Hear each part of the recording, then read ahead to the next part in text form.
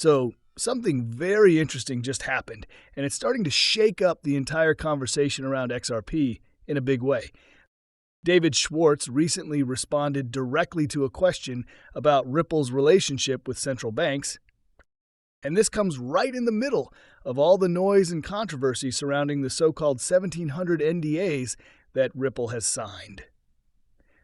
Now, a lot of people are using this moment to push a very specific narrative that these NDAs are meaningless, that there's nothing important hidden behind them, and that everything we need to know is already public. But once you actually dig deeper into what was said and connect it with other statements from inside Ripple, the picture becomes a lot more interesting and honestly a lot more bullish for XRP. Hey guys, welcome back to Whiteboard Crypto Update. In today's video, we'll talk about XRP. So be sure to stay focused, as you surely don't want to miss out on this. If you're new to the channel, be sure to subscribe to the channel and turn on post notifications by hitting the bell so you never miss any of our uploads. This video is for educational purposes only.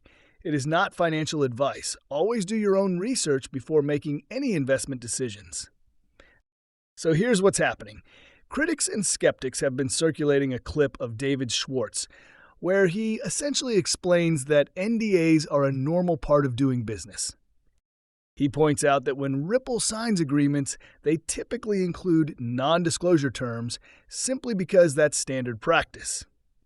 He also emphasizes that most of what's happening is already visible to the public, and that there aren't massive hidden secrets sitting behind these agreements for years waiting to be revealed.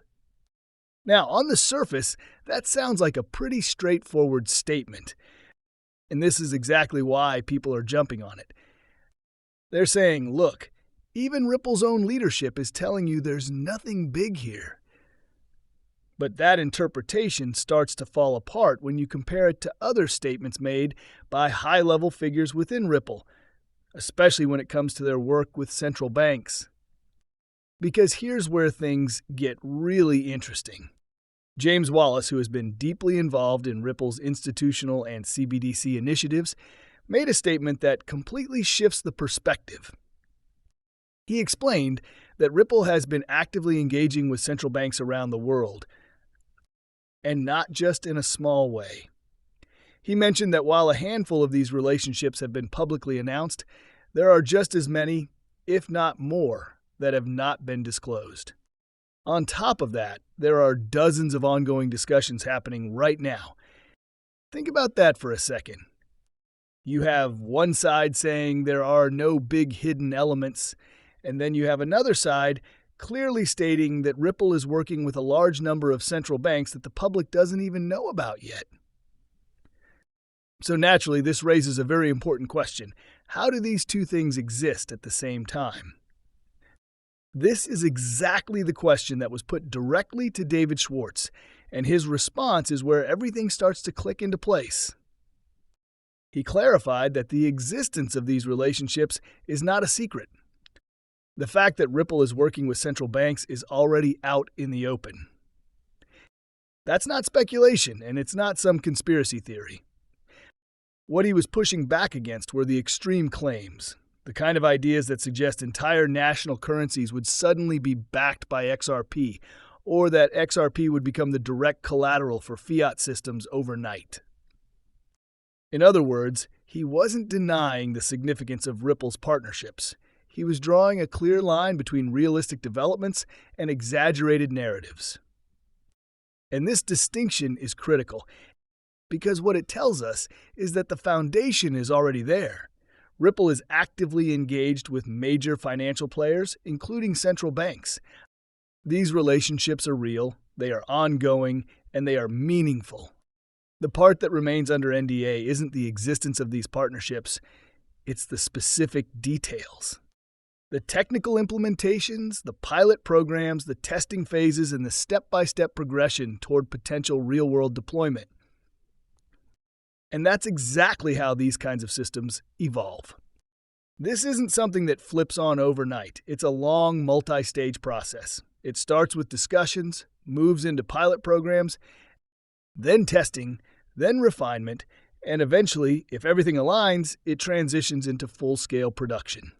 Along the way, there are regulatory considerations, performance evaluations, and constant adjustments based on real-world feedback. We've already seen examples of this kind of process play out. Small-scale trials happen first. Then improvements are made. Then those results are shared across different regions or institutions. And gradually, confidence builds. At some point, a country or institution decides to take the next step, to move from testing into something more permanent and public. So when you look at Ripple's position in all of this, it becomes clear that they are not just experimenting.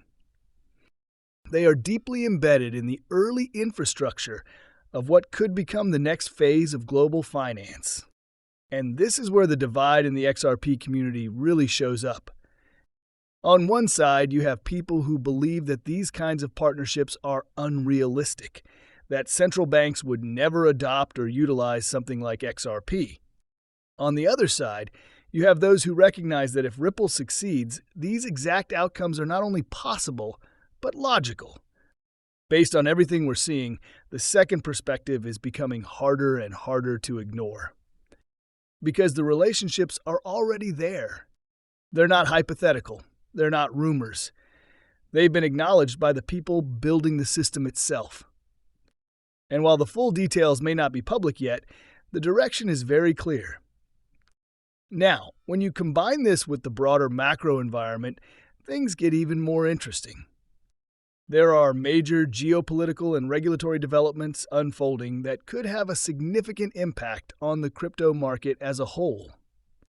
If key policy decisions fall into place and regulatory clarity improves, it could unlock a wave of institutional participation that hasn't fully entered the space yet. And if that happens, assets like XRP, which are already positioned within institutional frameworks, could benefit in a major way. At the same time, traditional markets are already showing strength. Major indices are sitting near all-time highs, and historically, crypto tends to follow with a delay. That creates a scenario where digital assets could rapidly catch up once the right catalysts hit. So, when you step back and look at the full picture, it's not just about one comment or one clip. It's about connecting all the pieces. Ripple has long-standing relationships with major financial entities. They are actively working with central banks.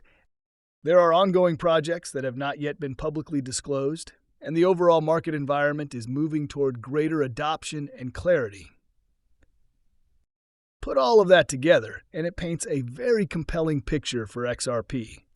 This isn't about blind hype or unrealistic expectations. It's about recognizing what is already in motion and understanding where it could lead. Because if these developments continue along their current trajectory, we may still be in the early stages of something much bigger than most people realize. And that's exactly why this moment matters. Well, guys, that's all we have for you today. What are your thoughts on XRP? Get involved and let us know in the comments down below. Thank you for watching.